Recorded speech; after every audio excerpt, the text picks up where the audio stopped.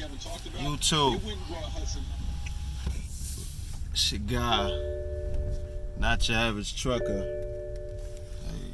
Hey, coming to you on a Monday. Just wanted to give a quick little recap of my Panthers. I didn't really get a chance to do it yesterday, man. I was super busy after the game. Ecstatic to get the dub. We broke a record yesterday. I think we had like 5 consecutive possessions in which we scored a touchdown. What the heck is that? That ain't what I wanted. Anyway, I guess that's like sweet tea or something. I think I ordered a Coke. But anyway, man, my Panthers, we came out there yesterday against the Tampa Bay Buccaneers. They had Jameis Winston, that garbage bust bum on the bench. And instead they had to start Fitzpatrick. Earlier this year, Fitzpatrick was balling. He had like 3 consecutive 400-yard games or something like that. He was balling, and then Winston got off a suspension and, was on the bench. And I guess that pressure was a little too much for Fitzpatrick because he played like trash, and then they threw Winston in. But that's neither here nor there. My offense, we came out, man, and looked awesome, man. Cam out there playing like his old MVP self. He's more accurate now. I guess this whole North Turner thing is working out for him. McCaffrey was out there, running the ball. Overall, man, we had a pretty good first half offensively. And then, as all these NFL teams seem to do, man, it's like, I don't know if they're trying to be classy or what, but they get out to these big leads and then they try to coast. And I don't understand it, man. It's one thing to not really want to run the score up on somebody, I guess. But you getting paid to play. If you getting paid to play and you knocked out the first 15 minutes of play and now you got another 15 minutes of play, dude, you getting paid to play, man. You just got to do what you got to do, man. If the score ends up, that's why I respect New England. Because Belichick, he ain't about that, little kid crap where, you get a participation award. Nah, Bill Belichick, if he could put 100 up on you, he's going to put 100 points up on you. You understand? Whereas everybody else is trying to be classy. They don't want to rub it in. Needless to say, we slowed down in the second half, man. At one point, Tampa Bay was coming back. They almost tied the game up. They got it within 7. We was up 35-7. They brought it all the way back to 35-28, I believe. And, as a fan, you starting to, breathe a little harder because, we weren't moving the ball much no more.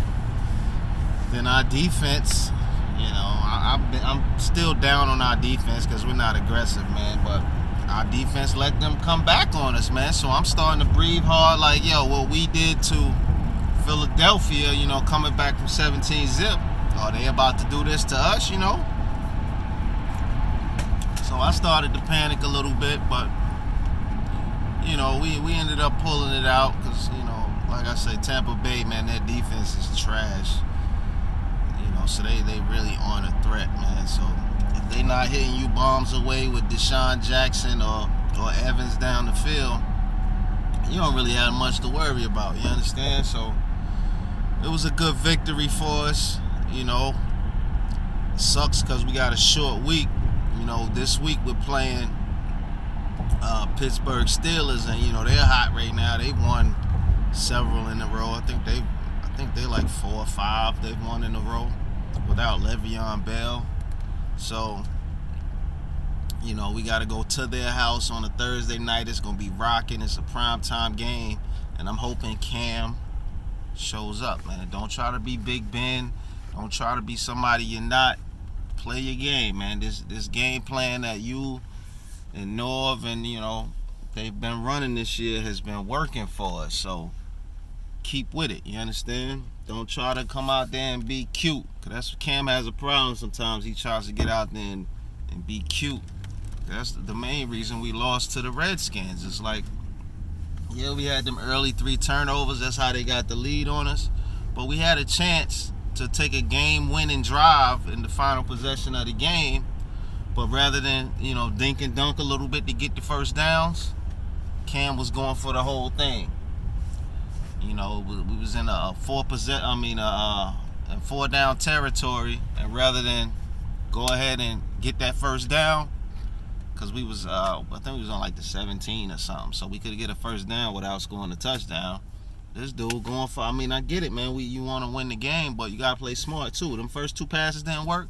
Them second 2 passes, you could at least got the first down and keep the chains moving so that we can inevitably have a chance. He didn't choose to go that way, you understand? So don't be cute, Cam. You understand? They got a nice offense over there, even without silly boy Le'Veon. We got to go out there and try to match that, because, we don't have a corner on our team that's going to be able to check their 2 receivers, man. Because Juju is balling, and, my man Brown is always out there balling. So we don't have nobody on our squad that's going to stop them 2 dudes. So we might have to match them point for point, Cam. So don't get too cute, man. Just stay within yourself and get it done.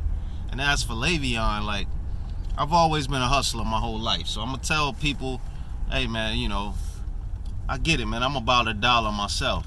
However, part of being about $1 is knowing when not to turn down $1. This year, he was under the freaking franchise tag, and so they was going to have to pay him $14 million this year. The Steelers were going to have to pay Le'Veon. Le'Veon has never made $14 million in one season before. But this genius and his management thinks, nah, man, I'm going to sit out 10 games, which is almost $900 million a game, you know what I mean? Excuse me, not $900 million, but over $900,000 a game. He's like, yo, I'm going to sit these games out just to prove a point. So he's essentially leaving $8 million on the table to prove a point.